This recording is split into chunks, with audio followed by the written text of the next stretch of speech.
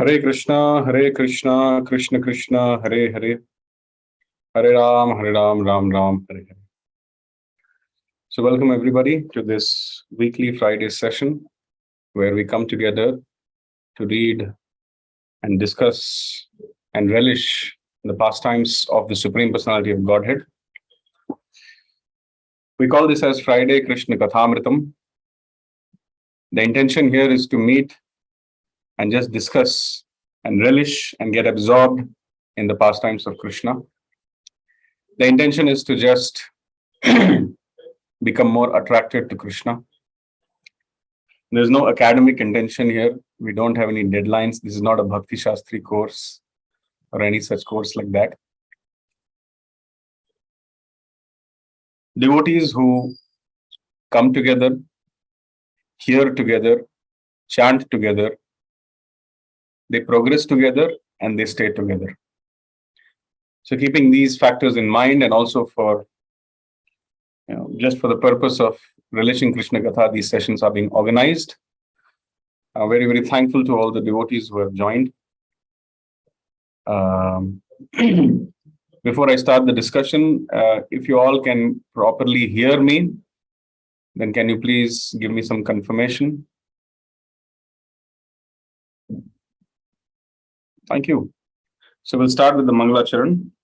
Om Jnanatimirandhasya Jnananjana Shalakaya Chakshurunmilitam Yena Tasmai Shri Gurave Namaha. Shri Chaitanya Manobhishtam Sthapitam Yena Bhutale Swayam Rupah Kada Mahyam Dadati Swapadantikam.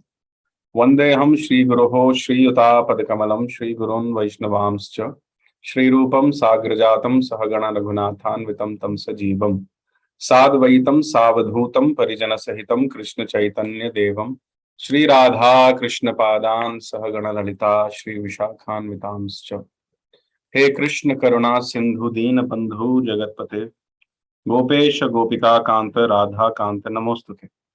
Tapta Kanchana Gaurangi Radhe Vrindavaneshwari Vrishabhanu Sute Devi Pranamami Haripriya. Vancha Kalpatarubhyascha Kripa Sindhubhya Evacha Patitanam Pavanebhyo Vaishnavebhyo Namo Namaha. Jai Shri Krishna Chaitanya Prabhu Nityananda Shri Advaita Gadadhara Shri Vasadi Gaur Bhaktivinoda. Hare Krishna Krishna Krishna Hare Hare, Hare Ram Ram Ram Hare Hare. Nama Om Vishnupadaya Krishna Pristhaya Bhutale Srimate Bhaktivedanta Swamin Iti Namine. Namaste Saraswati Deve Gauravani Pracharine Nirvishesha Shunyavadi Paschatya Deshatarine. Mukam Karoti Vachalam Pangum Langhayate Girim Yat Kripa Tamaham Vande Shri Gurum Dinatarinam Paramananda Madhavam Shri Chaitanya Ishwaram. Harihi Om Tat Sat.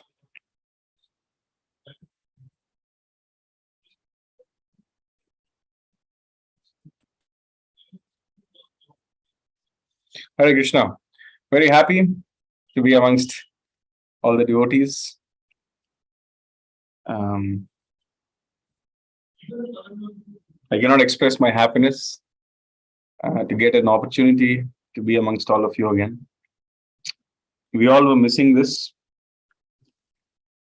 And then Krishna has made this mystical arrangement by which, under the shelter of Krishna, we all feel more connected to Krishna and also connected to each other.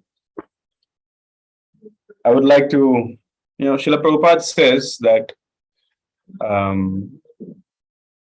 one should read the Srimad Bhagavatam or the Bhagavad Gita or literature connected to Krishna in the mood of service.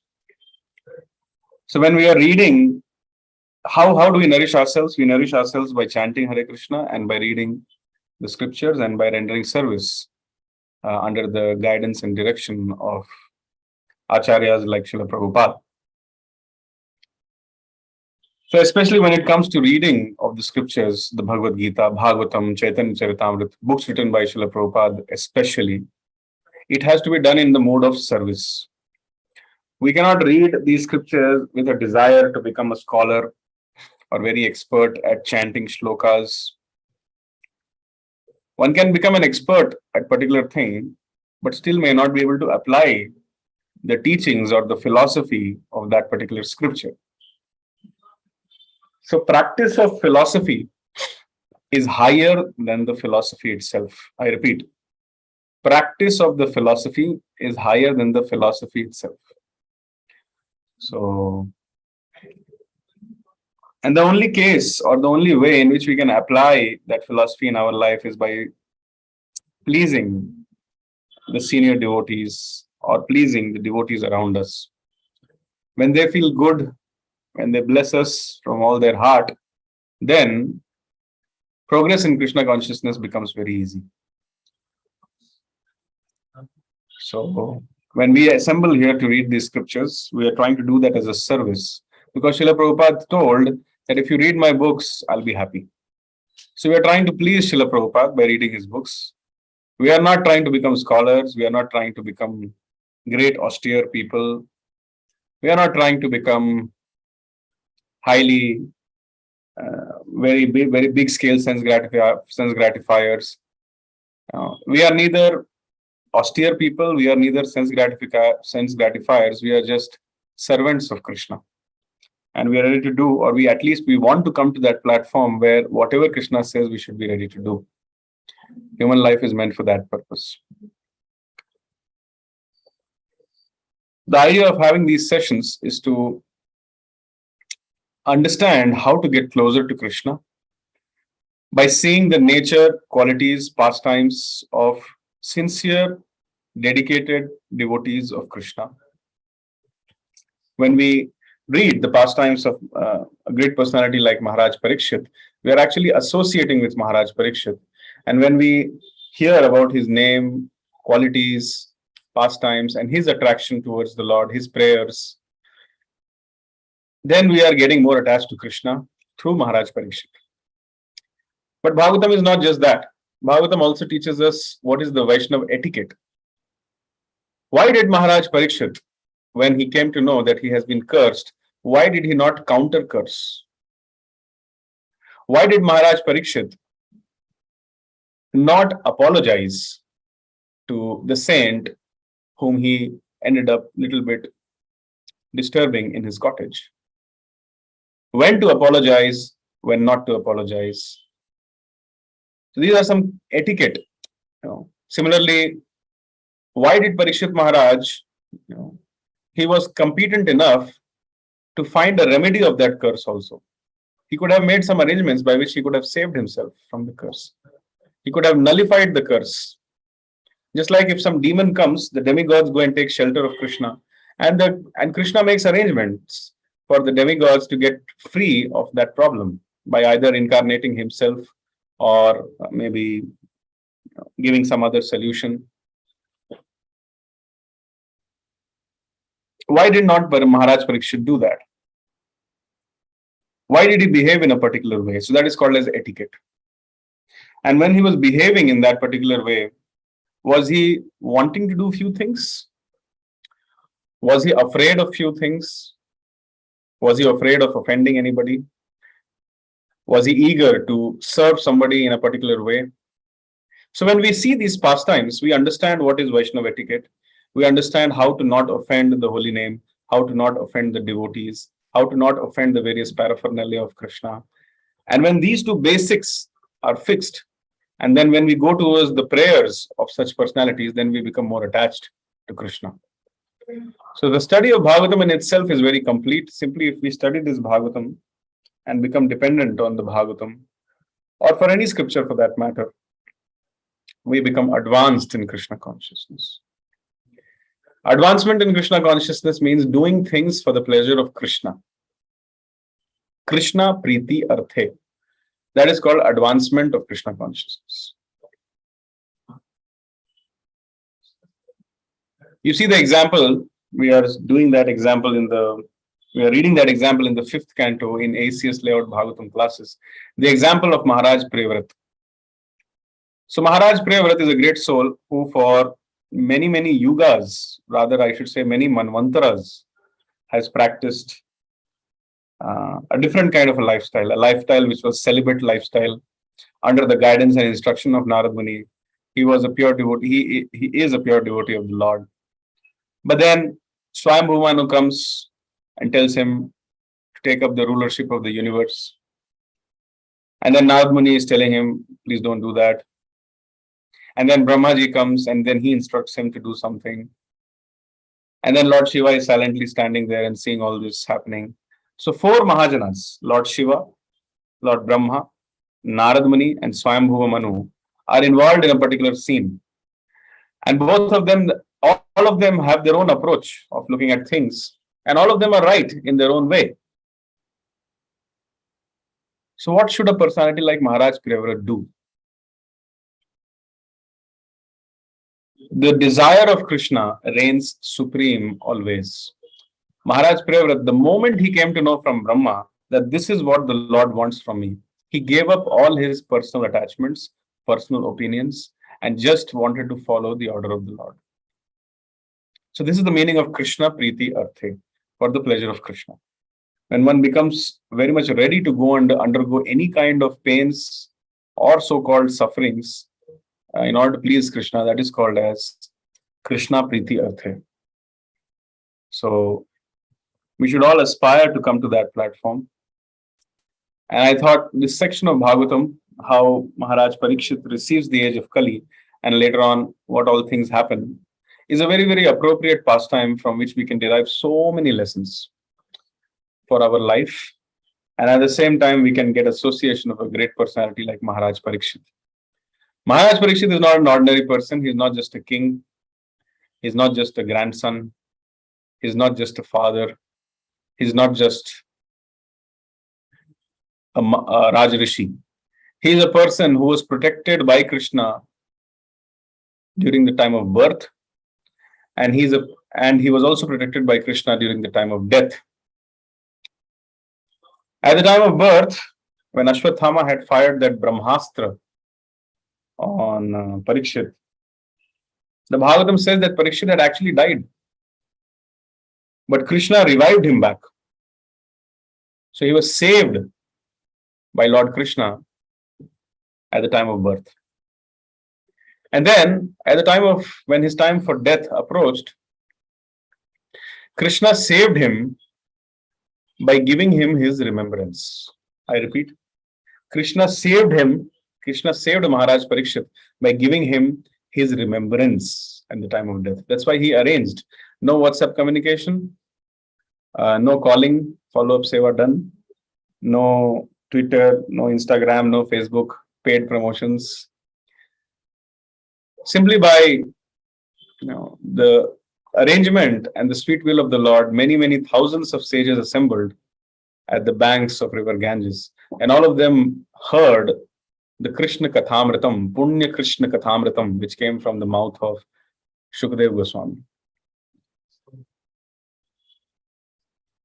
So, in the Bhagavad Gita, 15th chapter, Krishna says, Sarvasya chaham hridi sannivishto mattah smritir jnanam apohanam cha vedaishcha sarvair ahameva vedyo vedanta krit vedavid eva chaham.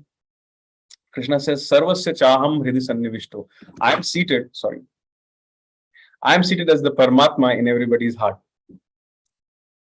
Sarvasya chaham hridi sannivishto. Matta smritir jnanam apohanam cha. By my influence comes knowledge, remembrance, and forgetfulness. By all the Vedas, I am to be known. Matta smritir jnanam apohanam cha. Vedaishcha sarvair ahameva vidyo. So the word Veda means knowledge. So all the kinds of knowledge which we see in this world, starting from decorating a pot. I think in Japan, there is a special art of decorating a pot called ikebana. So that's also a great art. So starting from decorating a pot till, launching a satellite in the orbit of the planet. I mean, that is one of the, not the most exalted things, but I'm just giving an example. So anything which the human mind can think of is based on knowledge, and knowledge comes from the Vedic literature. Whether you talk about military science, or whether you talk about um, metallurgy, or whether you talk about agriculture, or whether you talk about interplanetary space travel, whether you talk about how to control the laws of material nature, or whether you talk about how to attain siddhis, or whether you talk about astrology, astronomy, any kind of study, politics, political science, economics, and everything is there in the Vedas, and up till the level of discussion of spirit soul. So the spiritual science is also there in the Vedas. But the problem is, the entirety of the Vedas is not transcendental. That means it comprises of teachings or instructions which are meant for people who are in the various modes of material nature. The Vedas are all encompassing, all inclusive. They want to bring everybody into the arena of the Vedic culture. They do not reject anybody. But that does not mean that the entirety of Vedic literature is useful for everyone. Some section of the Vedas are meant for people in the mode of ignorance, so that they come to the mode of passion at least. Some section of the Vedas is meant for the people who are in the mode of passion to uplift them to the mode of goodness. And so similarly, some section is contained for people in the mode of goodness to bring them to the Shuddha Sattva. So therefore, Krishna says in the Bhagavad Gita to Arjuna, Traigunya Vishya Veda Nistray Gunyo Bhavarjuna. So he says that the Vedas are in the three modes of material nature. Traigunya Vishya Veda Nistray Gunyo Bhavarjuna. You please rise above these modes of material nature. So Srimad Bhagavatam is one such literature. It is an Amal Puran. We are starting the discussion on Srimad Bhagavatam, so it is mandatory to glorify Srimad Bhagavatam. So I'm just trying to do that. So Srimad Bhagavatam is one such literature which is above the modes of material nature. Right from the first verse of Srimad Bhagavatam, or any other objective other than establishing pure love of God in the heart of living entities has been kicked out. Dharma projita kaitavo atra, what is that word? Dharma projita kaitava atra parama nirmatsaranam satam. Yes. So all the cheating religions or all the cheating propaganda of religion, which has got nothing to do with love of God, or rather has ulterior, aiming on economic development, or aiming on good health, or aiming on, better sense gratification, aiming on dharma, artha, kama, moksha, jnana, karma, everything has been kicked out. And only the essence of Krishna consciousness has been instructed to everybody in Srimad Bhagavatam. So, Maharaj Parīkṣit was saved by Krishna at the time of death by giving him his remembrance of pure devotional service. So, Krishna saves people not by saving their body, because body is anyways kachra.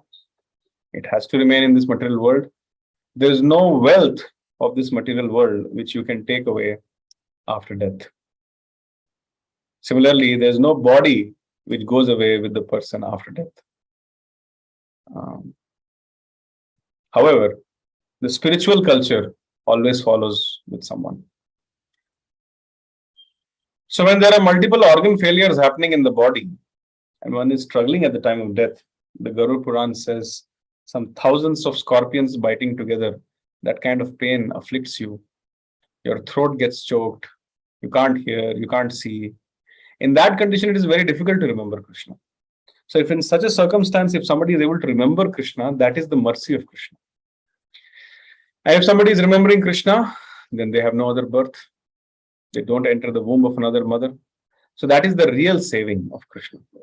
So one should not see if somebody died in a car accident, or if somebody died out of corona, or if somebody was just fell down from somewhere and broke their head or something. In one instance, we see that two pure devotees of the Lord have gone out to pick flowers for the morning worship. And in the garden, all of a sudden, from nowhere, a demon comes and kills them both and eats them both. But still, these two people who went to pick flowers for the Lord, they were fully Krishna conscious. At the time of death, they saw this demon as death in the form of Krishna, and they could remember Krishna at the time. And then they went back home, back to Godhead. So it does not matter how a person died. What is important is that whether the person took shelter of Krishna at the time of death. So Krishna saves his pure devotees at the time of death, not by saving their body, but by giving them his remembrance. So Parīkṣit Maharaj is really, really special. He was protected by Krishna at the time of birth, and he was protected by Krishna at the time of death. On that note, having appreciation for Srimad Bhagavatam and both Maharaj Parīkṣit, we start our discussion. This is chapter 16, how Parīkṣit received the age of Kali. Before this, there is a chapter called Pandavas Retire Early. As soon as the Pandavas came to know that Lord Krishna has left the planet, so they left the kingdom, and that's another very nice discussion.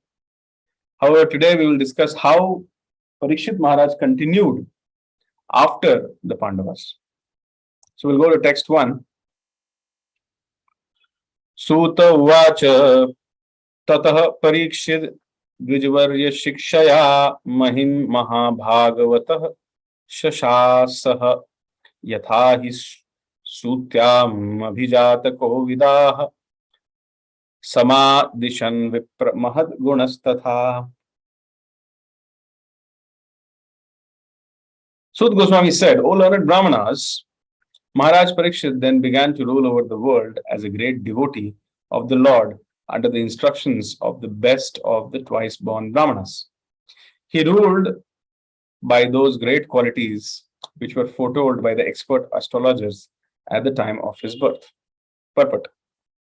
At the time of Maharaj Parīkṣit's birth, the expert astrologer Brahmanas foretold some of his qualities. Maharaj Parīkṣit developed all those qualities, being a great devotee of the Lord. The real qualification is to become a devotee of the Lord, and gradually all good qualities worthy of possession develop. So you see, whatever Srila Prabhupada writes in the purport is Veda Vakya. So the second two lines is actually a direct translation of another verse of Srimad Bhagavatam. Yasyasti bhaktir bhagavati akinchana sarvair gunais tatra samasate surah. Harav abhaktasya kuto mahadguna manorathe nasati dhavato bahihi. This verse of Srimad Bhagavatam says that those who are devotees of Krishna, in them all good qualities of the demigods automatically appear even without trying. But those who are not devotees of Krishna, harav abhaktasya kuto mahadguna. What PhD they have, how much money they have, what car they have, what social status they have, whatever they are, district collector or prime minister or whatever, CEO, they cannot be good. Their personal character can never be good. Why? Because manorathe nasati dhavato bahihi. They are traveling on the plane of mental concoction. Those who are devotees of Hari, they always see and follow Guru, Sadhu, and Shastra. But those who are not devotees of Hari, they are in the kind of state of life where they keep saying, I think, I feel, in my opinion, according to me. So this is called as Mayadas. Those who are very clearly seeing what the Bhagavatam says, what the sadhus say, what Guru says, and let's try to follow that. Guru, Sadhu, Shastra, they are safe. And they are following Krishna. They are Krishnadas or Krishnadasis. But those who are not following, those who are not devotees of Hari, that means they certainly have no faith in the scriptures also. Or maybe they have faith in the substandard scriptures which encourage demigod worship. So in that way, even if somebody is a devotee of a demigod as great as Lord Brahma or Lord Shiva, still they are in Maya.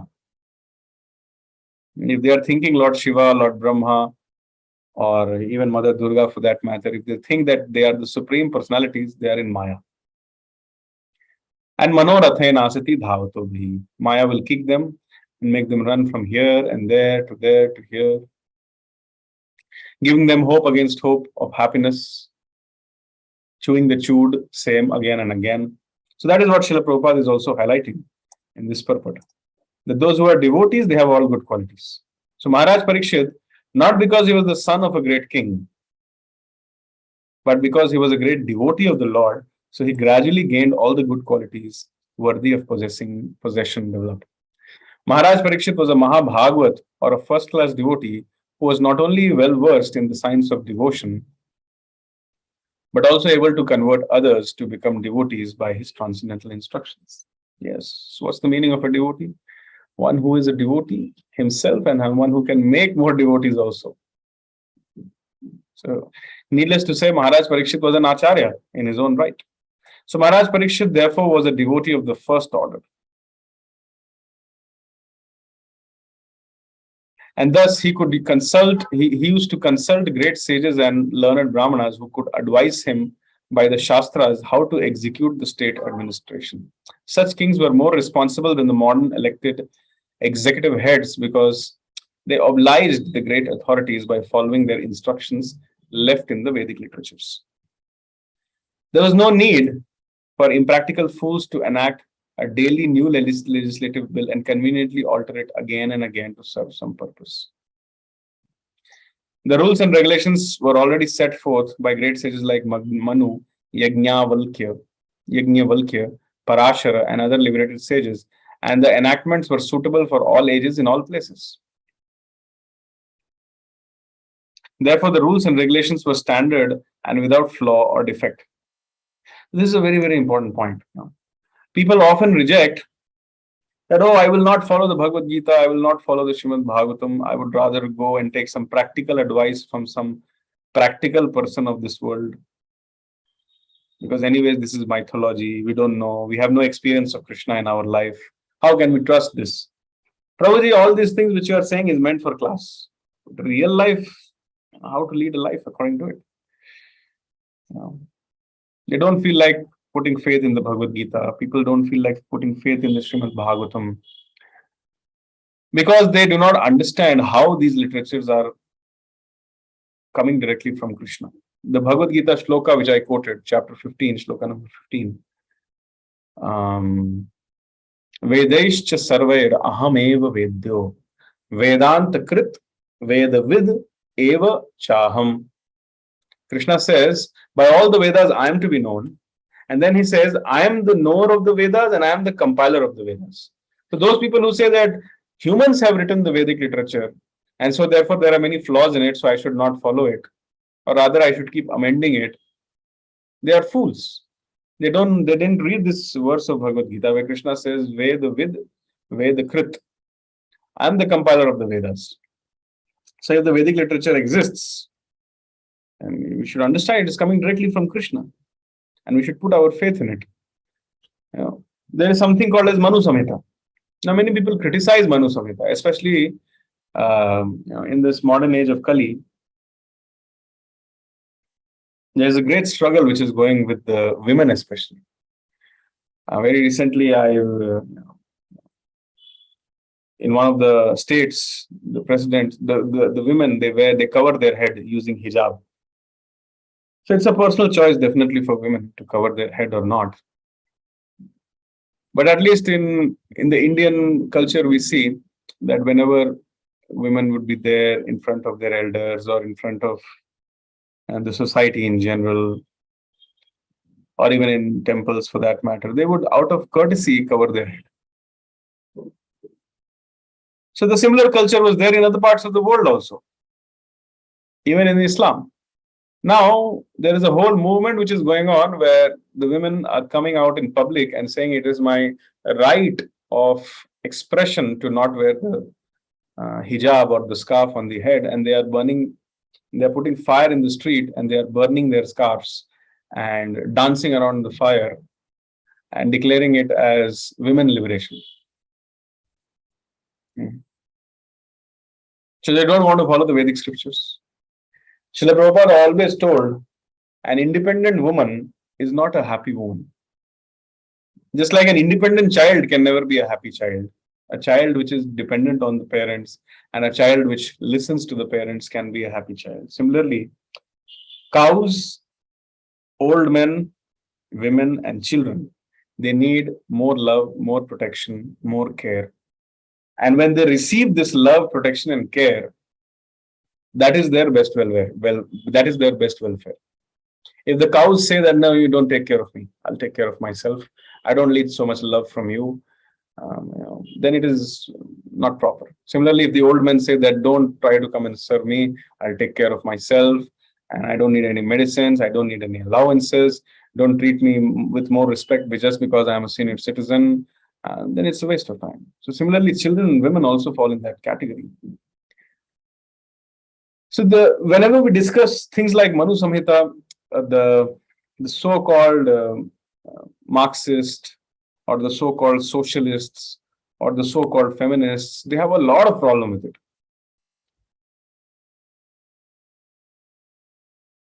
Very sad that once one of the leaders of this country, they took the Manu Samhita in public and they burnt it, saying that henceforth our country will be ruled by the Constitution of India and not by this Manu Samhita, which favors the Brahmanas and which suppresses the Shudras.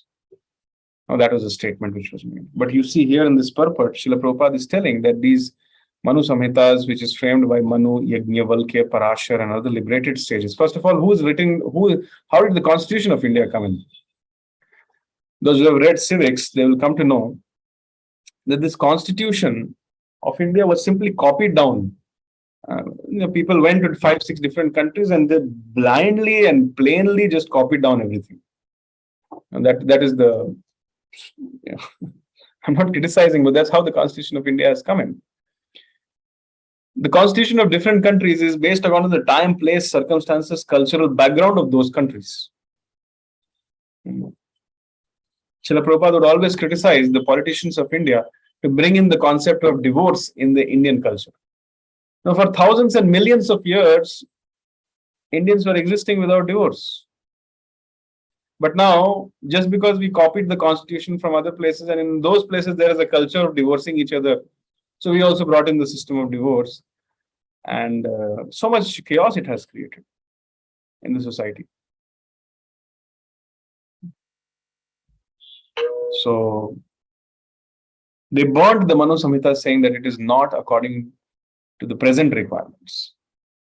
But here, Srila Prabhupada, a liberated person, the people who copied the constitution from here and there were not liberated people. They were sense gratifiers. But here, the liberated people like Manu, Yajnavalkya, Parashar, and other liberated sages say that these enactments in these Manu Samhitas and other Parashar Samhita and all, they are suitable for all ages and in all places. Please take note that one Manu rules for 72 Divya Yugas. And the same Manu Samhita continues for 72 Divya Yugas.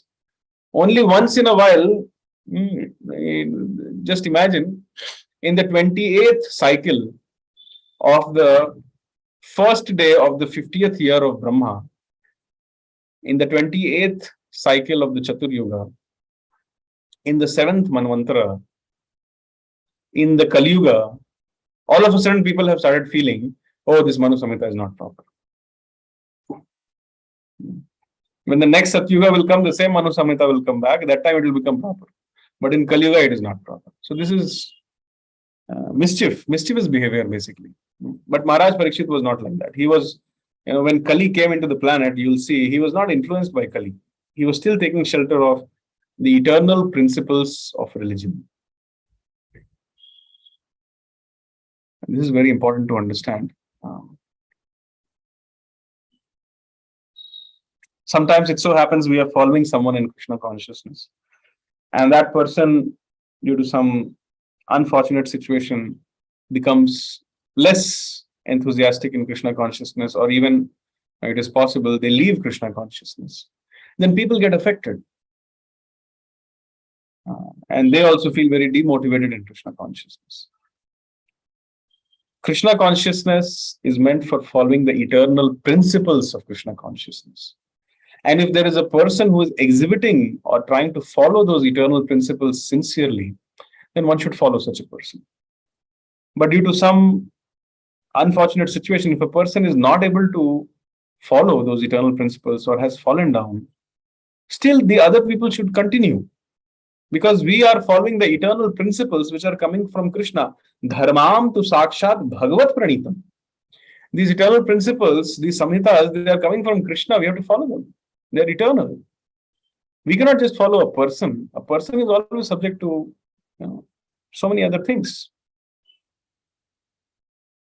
So Krishna consciousness is meant for following the eternal principles. When this moon landing incident was happening, so they were showing on the television like this, at how the moon is landing, and the whole world was on television.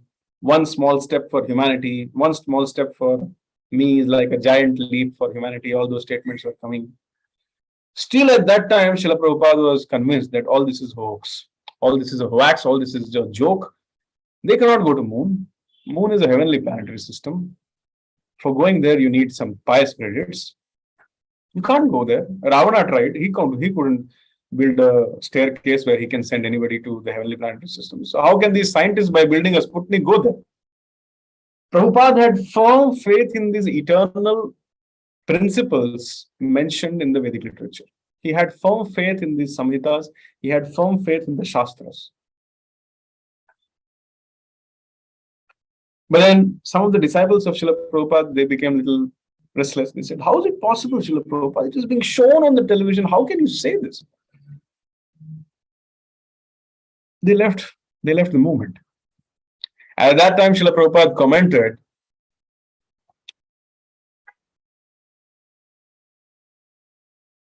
he said that I'm not sorry that they left me and went away. I'm not sorry that they lost faith in me and went away. I'm really sorry that they lost faith in the Shastra and went away.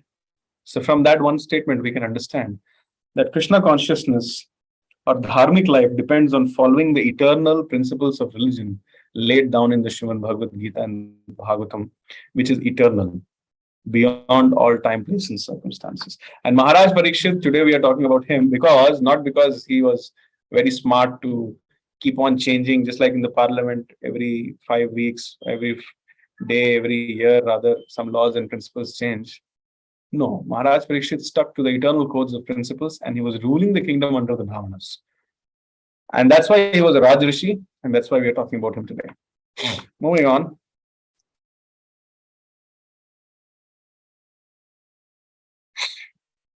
Therefore, the rules and regulations were standard and without flaw or defect. Kings like Maharaj Parīkṣit had their council of advisors, and all the members of the council were either great sages or Brahmanas of the first order. Not like dacoits and murderers are becoming members of the parliament. When Srila Prabhupada went to meet Srimati Indira Gandhi, he had a list of proposals. And one of the proposals was, anybody who is sitting in the parliament should read the Bhagavad Gita or should have read and understood the Bhagavad Gita, should be following the 4 regulative principles, and should be certified by us for chanting 16 rounds of Hare Krishna Mahamantra. So only when such people go and sit in the parliament, actually a welfare can happen. If you bring a pack of dogs in a room and you lock the room, what will happen? They will only bark at each other and fight with each other.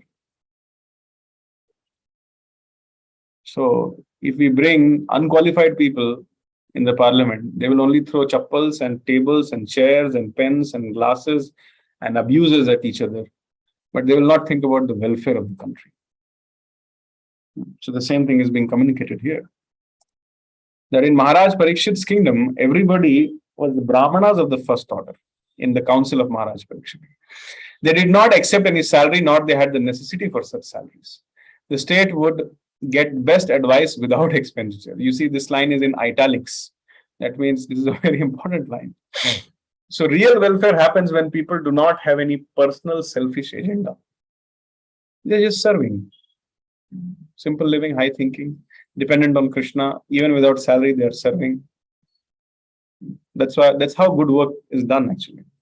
They were themselves samadarshi, equal to everyone, both man and animal.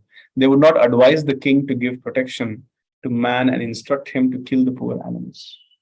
Such council members were not fools or representatives to compose a fool's paradise. They were all self-realized souls, and they knew perfectly well how all living beings in the state would be happy both in this life and the next. They were not concerned with a hedonistic philosophy. Hedonistic philosophy means engaged in the pursuit of pleasure, sensually self-indulgent. That's called hedonistic. To eat, drink, and be merry and enjoy. They were philosophers in real sense, and they knew well what is the mission of human life. Under all these obligations, the advisory council of the king would give correct directions, and the king, or the executive head, being himself a qualified devotee of the Lord, would scrutinizingly follow them for the welfare of the state. The state in the days of Maharaj Yudhishthir or Maharaj Parīkṣit was a welfare state in the real sense of term, because no one was unhappy in that state, be he man or animal. Maharaj Parīkṣit was the ideal king for the welfare of the state. So this was the rule of Maharaj Parīkṣit. This is called Shasan. Shasan, Shishya, Shastra. These three words are connected. A Shishya or a student has to be disciplined by a guru. That is called Shasan. And what is the basis of that Shasan? Shastra. Shastra, Shasan, Shishya. So this is the concept. As I was reading the last few lines of this paragraph, one important point came to my mind. That how important it is for people to dedicate their lives for the service of Lord Chaitanya, for the service of Srila Prabhupada. Only when somebody follows Krishna consciousness in such a way that they feel that, yes, I need to dedicate my life for it. I need to serve Srila Prabhupada. And I need to do it selflessly, not in return of any salary at the gross level or name, fame, and recognition at the subtle level. Only such people can actually add value to the movement of Lord Chaitanya. It is very, very important. The mission needs such kind of people. Such people are called as leaders. They selflessly want to serve Krishna. And the only thing which they want is pleasure of Krishna, pleasure of the acharyas. And they don't want anything else. Especially not a salary, at least. So we need such people. And Maharaj Parīkṣit was having the wealth of having such people. When we have such people around us, that is called real wealth. Look at Srila Prabhupada. He started a worldwide movement and he did not give a salary to anybody. What to speak of the brahmacharis, but even the grihasthas who were supporting him, he didn't give them any salary. That you are okay, you're a grihastha, I'll give you some allowance per month. You serve me full time. No. It is not that living a life in 1970s was easier than in the present scenario. No. They had their own challenges. But people had a desire to serve Guru and Krishna. So therefore, everything was working out so wonderfully well. I was reading in one place that in Srila Prabhupada opened 36 centers in 1 month in a particular year. I think it was 71 or 72. I'm not very sure. But he opened 36 centers in 1 month. Now, who can beat that or who can do that? If you want to open a center, it takes years and years of planning. And that too, after we do it with a great struggle. But Srila Prabhupada was just doing everything in one shot. That's why Srila Prabhupada would say that my disease is that I cannot think small. My disease is that I always think big. So therefore, he always said that aim for the rhinoceros. Don't try to aim for a rabbit. We are trying to serve Krishna, so we should do big things for Krishna. And not that just try to do something small and just adjust somewhere, do something. That is not Krishna consciousness. So this point was coming to my mind. And this Prabhupada has expressed in various purports throughout the Srimad Bhagavatam or the Chaitanya Charitamrita, where he has said that yes, people should dedicate their life for serving Krishna. This is the purpose of life. You go to Vaikuntha, you go to Goloka, and you see, is there any other thing which anybody else is doing? It's not like, okay, Krishna, as long as I'm in the material world, let me have some other agenda in my life. And when I get time, I will serve you. No. If we will not practice that here, in walking in the footsteps of Maharaj Parīkṣit, walking in the footsteps of Queen Kunti, walking in the footsteps of people of Dwarka. And just before, few chapters before this, Lord Krishna returns to Dwarka. That chapter is there. You see how they are fully engaged in serving Krishna. So we should learn from these personalities and practice that atmosphere of the spiritual world in our life, in this life, so that we are not a misfit when we go back home back to God. And unless we do that, we can't go back home back to God also. That's the point. So in many places, Srila Prabhupada has talked like this. He says, in fact, there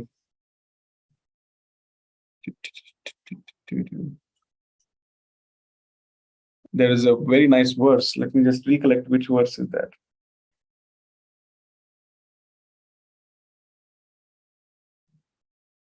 I think in the prayers of Vritrasur, that pastime is mentioned, that this sentence is mentioned, that everybody should dedicate their life for serving Krishna. So that is this general statement of Srila Prabhupada.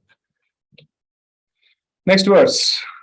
Sa uttarasya tanayam upayema iravatim janmay jayadim shaturas tasyam utpadayat sutan. Now, King Parīkṣit married a daughter of King Uttara and of King Uttara. So Uttara was the mother of Maharaj Parīkṣit, but here we are talking about Uttara. So King Parīkṣit married the daughter of King Uttara and begot 4 sons headed by Janmajaya. Now, a little bit about Janmajaya also is being given. Sometimes people ask, Prabhuji, we are trying to become pure devotees of Krishna. Why do we always start discussing this Vanshavali and the genealogical table and family table, kaun kiska beta, kaun kiska baap? How does that help us in becoming Krishna conscious? So, anything which is in relation to Krishna is important. You see the entire first chapter of the Bhagavad Gita.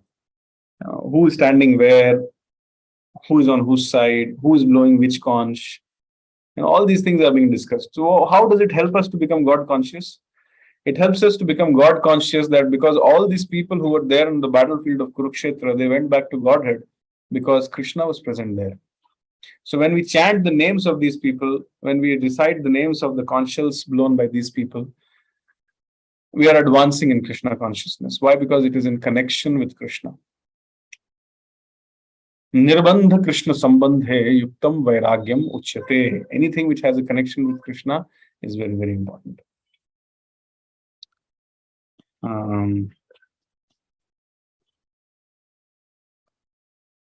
There are so many examples throughout the scriptures. Simply if we are somehow connected to Krishna, somehow if we can begin our relationship with Krishna, either with Krishna or with a connection with Krishna, our life becomes glorious. All these people in Kurukshetra, they were purified by the saintly association of the arrows of Arjuna. And when they were purified by the saintly association of the arrows of Arjuna, and in that purified state of mind at the time of death, when they were charmed by the beautiful countenance of Krishna, all of them attained their spiritual swarupa and went back to Godhead. So why shouldn't we discuss about such people? They are worthy discussion. So similarly, Parīkṣit Maharaj is a Mahabhagavat, and everybody in connection with Mahabhagavat is important. And besides, for a Puran to be called as a Puran, it is important for it to contain genealogical details, historical data. Then only a Puran can be called as a Puran.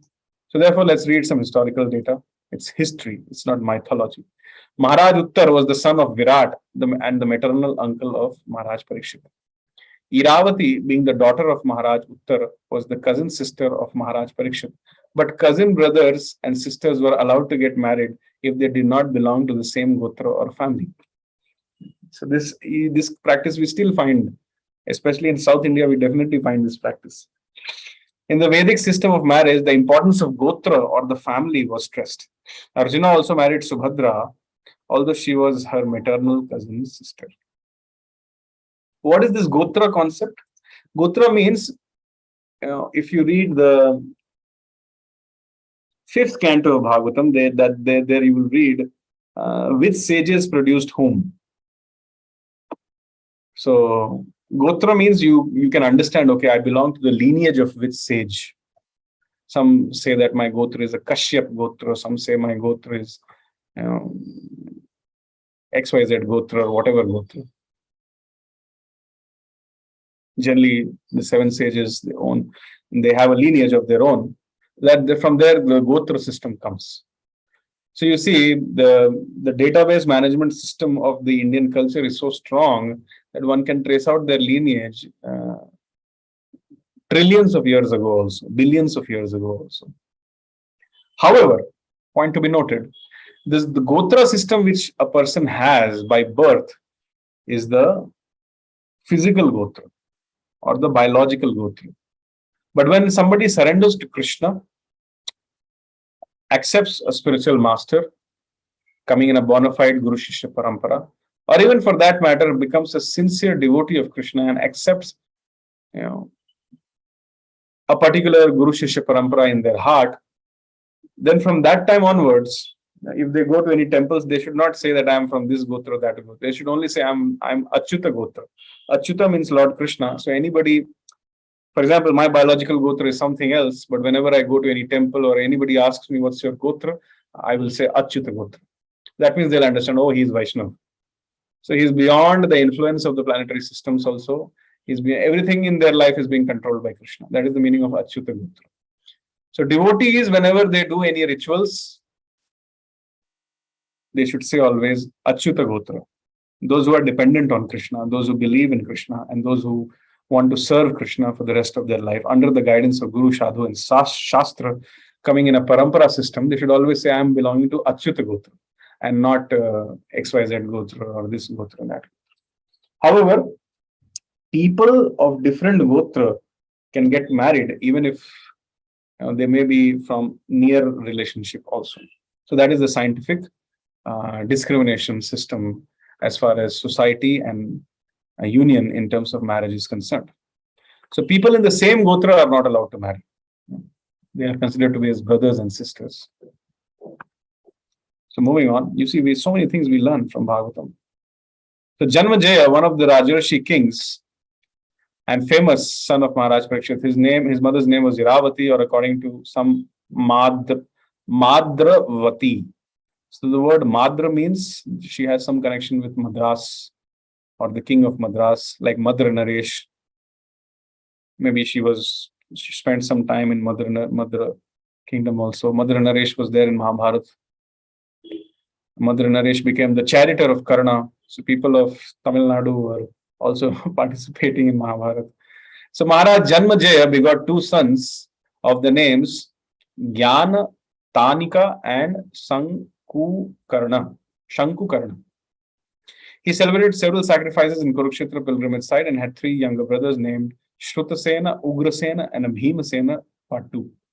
He invaded Takshashila, Ajanta, and he decided to avenge the unlawful curse upon his great father Maharaj Parīkṣit. He performed a great sacrifice called Sarpa Yajna to kill the race of serpents, including Takshaka, which had bitten his father to death. On request from many influential demigods and sages, he had to change his decision to kill the race of snakes, but despite stopping the sacrifice, he satisfied everyone concerned in the sacrifice by rewarding them properly. In the ceremony, Mahamani Vyasadeva was also present, and he personally narrated the history of Battle of Kurukshetra before the king. Later on, by the order of Vyasadeva, his disciple Vaishampayana narrated before king the subject matter of Mahabharata. He was very much affected by his great father's untimely death and was very anxious to see him again, and he expressed his desire before great sage Vyasadeva. Vyasadeva also fulfilled his desire. His father was present before him, and he worshipped both his father and Vyasadeva with great respect and pomp. Being fully satisfied, he munificently gave charity to the Brahmanas present at the sacrifice.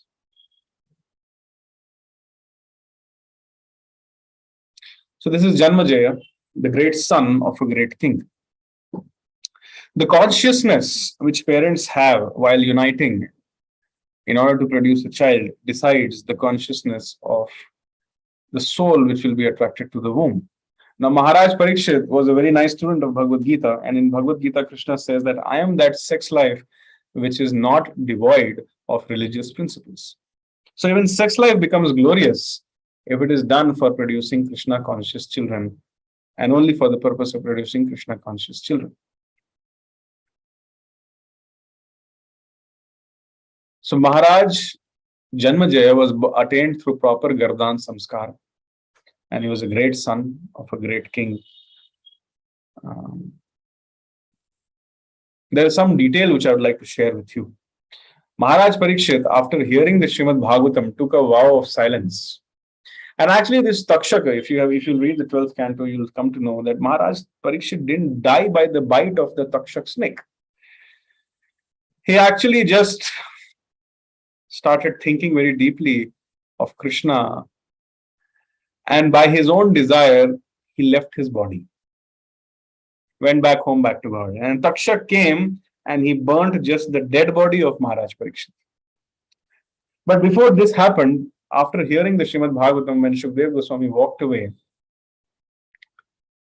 Maharaj Parīkṣit took a vow of silence. But then the mother of Maharaj Parīkṣit, Uttara, along with Janmajaya, came there, and she said that you heard Srimad Bhagavatam, and I am your mother. It is your duty to inform me, or it is your duty to educate me in the science of Krishna consciousness. So at that time, Maharaj Parīkṣit, the great emperor, he said that I had taken a vow of silence, but your question is so great that I'm ready to break it. So if you connect it to the 7th canto, where Maharaj Prahlad is cursing those people, he says that I don't like those people who are just concerned about their own welfare, who take a vow of silence and go to the mountains and just try to practice Krishna consciousness and just save themselves. Rather, I would like to stay in the city and preach to the ignorant people around me, and that is, I feel, more pleasing to Krishna. That's how Prahlad Maharaj was speaking. So Parīkṣit Maharaj, not only he was a great acharya, but he was a great preacher also. So he broke his vow before death and narrated his realizations, which he heard from Shukdev Goswami to Janmajaya and Uttara. And what he narrated became the Brihad Bhagavatamrit, which was later compiled by Sanatana Goswami. So when you read the Brihad Bhagavatamrit, which is translated by a dear disciple of Srila Prabhupada, Gopi Parandhan Prabhu, His Grace Gopi Parandhan Prabhu, when you read that, you'll realize that whatever questions which Maharaj Parīkṣit asked in throughout the Bhagavatam, it is not that he didn't know the answer of it. He was just asking for the welfare of everybody. Because Brihad Bhagavatamrit is such a detailed and deep analysis of everything, especially the Sambandha Gyan with Krishna.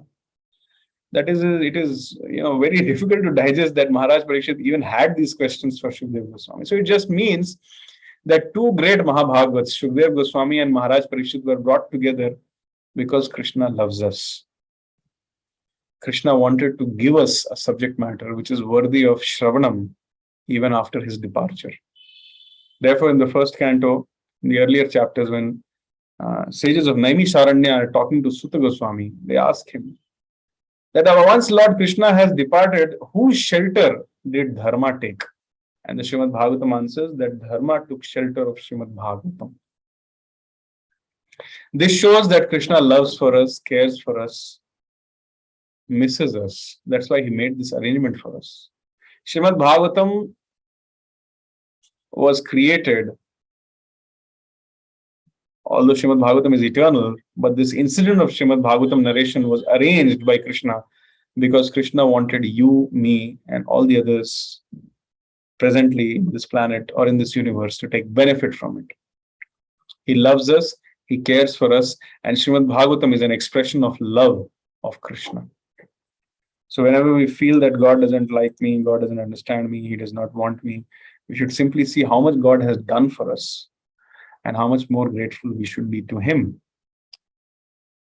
So on this note, I would like to stop today's discussion. We read first 2 verses of chapter 16, which basically talks about Maharaj Parīkṣit's rule as an ideal ruler and how he punishes Kali. In the verse number 3 and 4, we will see how he receives the age of Kali. But then he lets Kali live. So Shaunakadi rishis, they asked Shuta Goswami again that Maharaj Parīkṣit could have punished Kali and killed him. Why did he allow him to live? So this one great question of Shaunakadi rishis starts a discussion which constitutes the rest of the chapter and even later chapters, in which we see how Maharaj Parīkṣit was cursed and how he received Srimad Bhagavatam, etc., etc. Because Maharaj Parīkṣit allowed Kali to live, so therefore Kali made the first target of his as the Brahmanas, and because of that targeting, one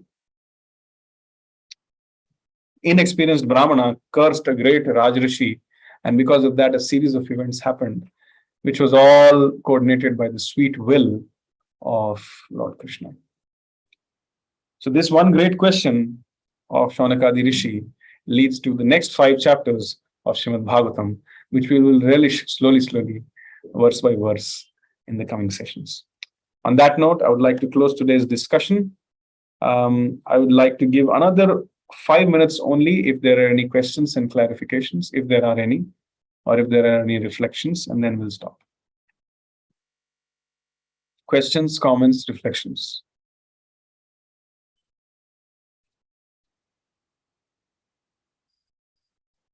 Okay. In that case, we'll be very, very grateful to all of you. Okay, somebody has raised hand. Navdeep Eshwari Mataji, can you please let us know what is your... Hare Krishna Prabhu. Yes, Mataji. A takeaway point for me from today's class was like when he was mentioning like how Srila Prabhupada mentioned that we should dedicate our life for Krishna. And like we are practicing here, training ourselves to go to serve 100% to Krishna in Golaka. So I takeaway for me is this point too. Thank you. Thank you. Any other points?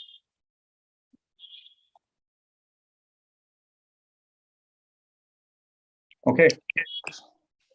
Prasad Prabhu, you are unmuted. Yes, you want to say something? Yes, Prabhuji. Actually, one of the baby member asked me this question: why this woman is always suppressed or tested? So today, I quoted this Srila Prabhupada's we should protect them. So now I got more clarity on that. So can give that answer. Yes. It's not that women as a class is suppressed. It's just that any soul which has an old man's body, or which has a child's body, or which has a cow's body, or which has a woman's body, they have to be loved more, cared more, protected more. If a child starts feeling my parents are disciplining me too much, or if a disciple starts feeling, for that matter, that my guru is disciplining more, then it is not good. So that's the arrangement. That's how it works. And that's how the society has existed for millions and millions of years before. It's only now in this Kali Yuga that people are going crazy, as and when the dharma is declining. Some demoniac propensities are coming up, and in the name of freedom of expression, so many things are being done. 20 years ago, one woman had challenged the American High Court that it is her right to walk naked in the street, because that is a freedom of expression which she should have and she should exercise. Now you see, Kali Yuga has come to this degree. And now if somebody goes and tells that, okay, human life is meant to go back home, back to Godhead, both men and women should cooperate with each other. Men should not become unscrupulous and take undue advantage of women. And women should not artificially try to incite men and agitate men so that they will forget the real goal of life. If this kind of discussion starts, then they'll say, oh, I'm being suppressed. Oh, this is not equality, this, that, blah, blah, blah. So, of course, those who are affected in that way, we cannot directly preach these kind of principles to them. But the only hope is chanting of Hare Krishna. When we chant Hare Krishna, everybody becomes sane, and then everybody accepts these principles. When I was not Krishna consciousness, in Krishna consciousness, probably I would have also not agreed to these principles, because if I'm not Krishna conscious, then the aim of my life is sense gratification. And I will be able to get more sense gratification from the opposite gender only when I encourage them in immoral behavior, and only when I have sufficient opportunity to take undue advantage of the immoral behavior. So actually, it is the men of the society, the unscrupulous men of the society, and their encouragement to the women, which has created a class of women who feel that they are being suppressed. So it's not women's fault, it's men's fault, actually. Murari Radha Mohan Prabhu, last we will hear from you and then we'll close the session. Hare Krishna Prabhuji, Dandavat Pranam Prabhuji. Dandavat Pranam Prabhu. I think Prabhuji, by hearing Srimad Bhagavatam, I have one realization. It comes. It's Parīkṣit Maharaj in its last 7 days. He come to the Yamuna river, the river by Ganges. Then he asked the Sukadeva Goswami. He comes and there Sukadeva Goswami and asking Sukadeva Goswami, "What this is my final? This only I have only 7 days to go in my life. So what should I do at the time of death? What should every human being should do? So what is the goal of human life, and what should he meant for the human being, the God? So that's why it is asking. And when my human being meant for the human beings meant to the understand love, understand Krishna and love Krishna, and going back to the God Krishna. Yes. Thank you very much, Prabhuji, for your inputs. We are so glorious. We are so fortunate that when we meet, we discuss concepts like what is the duty of a human being at the time of death. Let's spare a moment of prayer for those people who meet and discuss about all rubbish things when they meet. Let's pray for them that they may also get this touch of Krishna consciousness, and they may also discuss the transcendental topics of the name, form, qualities, and pastimes of Krishna. If Krishna wants, if Krishna desires, anything is possible. And if we can become the instruments to do that, it will be so great. So let's all end this session in prayer so that we may become closer to the lotus feet of Krishna, and later on become instruments of Krishna and spread Krishna consciousness everywhere by chanting Hare Krishna, Krishna Krishna, Hare Hare, Hare Rama, Rama Rama, Hare Krishna.